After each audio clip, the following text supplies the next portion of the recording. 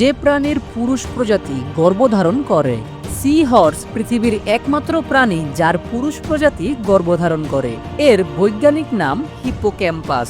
C হর্সের মুখ ও গ্রীবা ঘোড়ার মতো, কাটা দেওয়া বর্মের মতো ধর, ঠিক মাথা উঁচু করে দাঁড়ানোর ভঙ্গিমা, আঁকড়ে ধরার ক্ষমতাযুক্ত পাকানো লেজ, দেখতে ঘোড়ার মতো বলে এদের নাম সি হর্স।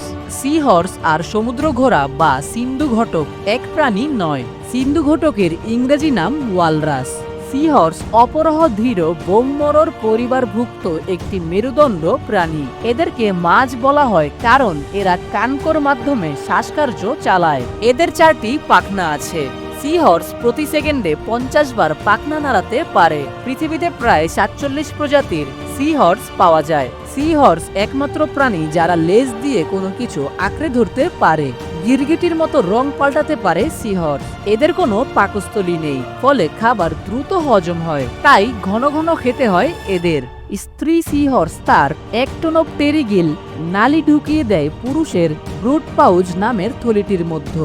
মাত্র 6 সেকেন্ডের মধ্যে স্ত্রী সি হর্স তার পুরো ডিম্বাণু ঢেলে দেয় পুরুষের থলির মধ্যে। থলির ভেতর থাকে সমুদ্রের জল। পুরুষটি এবার সেই জলের ভেতর শুক্রাণু ছেড়ে দেয়। শুক্রাণুর সঙ্গে ডিম্বাণুর মিলন হয়, তৈরি হয় ভ্রূণ। পুরুষ সি হর্স প্রজাতি ভেদে 9 থেকে 55 দিন গর্ভধারণ করে। বাচ্চাগুলো প্রসবের উপযোগী হয়ে গেলে পুরুষ সি হর্স প্রজাতি ভেদে 100 থেকে 1000টি বাচ্চা প্রসব করে। প্রতিবেদনটিতে ব্যবহার করা তথ্য ও উপাত্ত সংগ্রহ করা হয়েছে দেশ রূপান্তর নামক সাইট থেকে। প্রতিবেদনটি ভালো লেগে থাকলে আপনার ফেসবুক টাইমলাইনে শেয়ার করুন এবং খবর রূপান্তর পেজটি ফলো করতে ভুলবেন না। সেই সঙ্গে আমাদের ইউটিউব চ্যানেলটি সাবস্ক্রাইব করে রাখুন। এতক্ষণ খবর রূপান্তরের সাথে থাকার জন্য আপনাদের সবাইকে অসংখ্য ধন্যবাদ।